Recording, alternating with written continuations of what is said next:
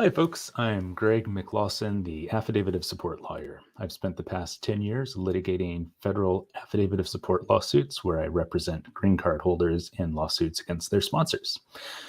Let's talk about the downside of Affidavit of Support litigation. Everything in life, every choice comes with pros and cons. And if you don't recognize the downsides of a given course of action, it probably just means you haven't thought carefully enough about it.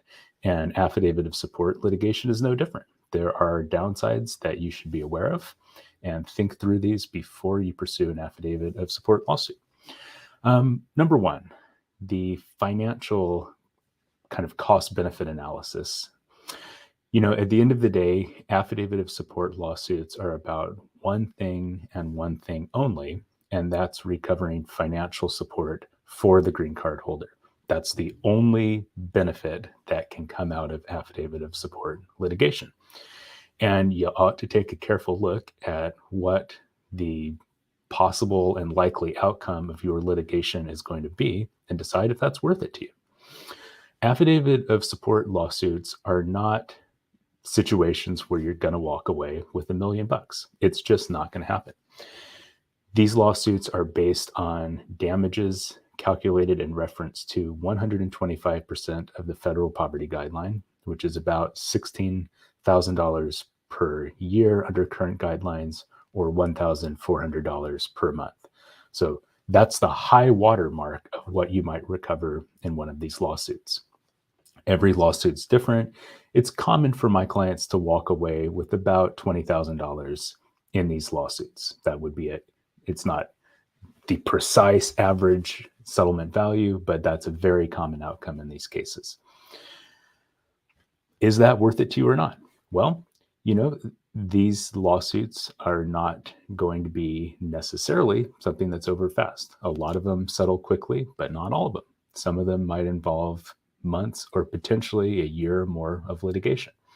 So, if you've assessed the value of your case, you have to think through whether the potential time that you're going to sink into that case is going to be worth it.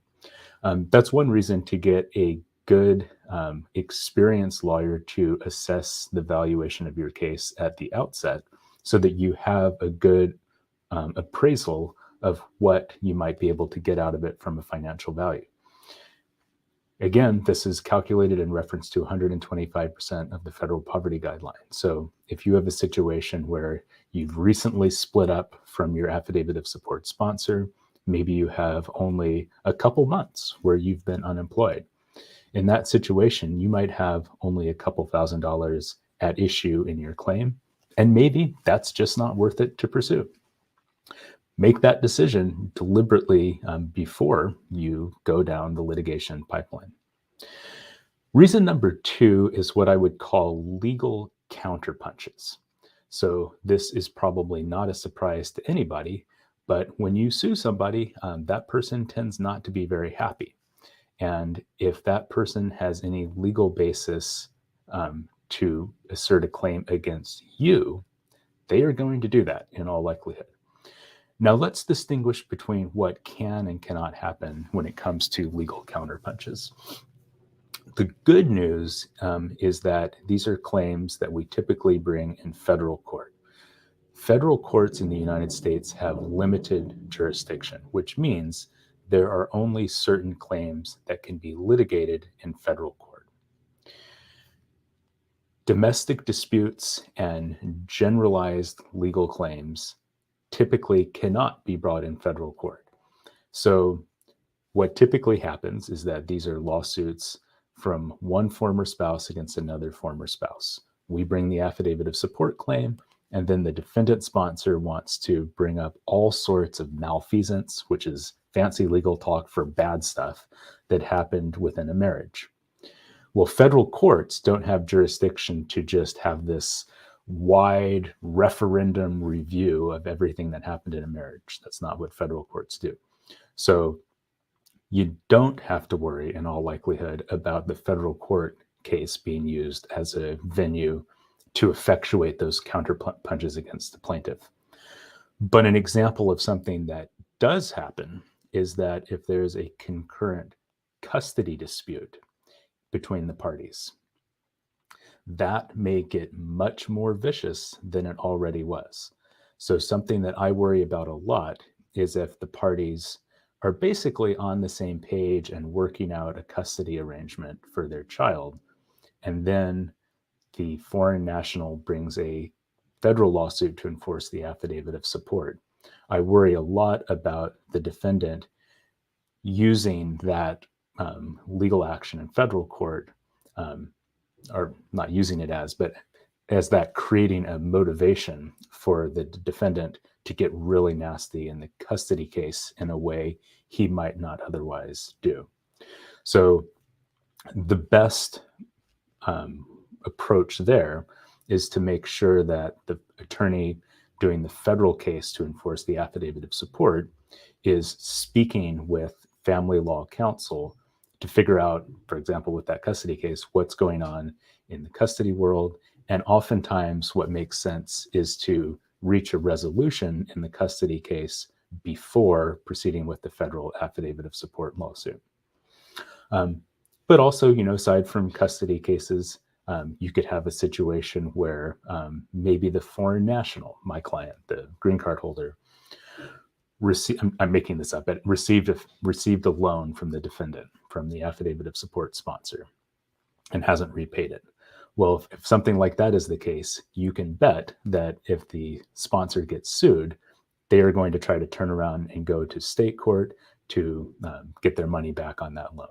If there's a claim, a legal claim that the defendant has, there's a chance that they're going to be more motivated than they already were to find a way to press that against the affidavit of support beneficiary. So that's number two. Be aware of the possibility of legal counterpunches. And again, the one that I see the most often there is custody issues getting much nastier than they otherwise would. The third and final reason not to bring an affidavit of support lawsuit is just the personal cost. These are lawsuits about money, sometimes more, sometimes less. And there is a personal cost and amount of stress and unpleasantness that is part of the deal with litigation.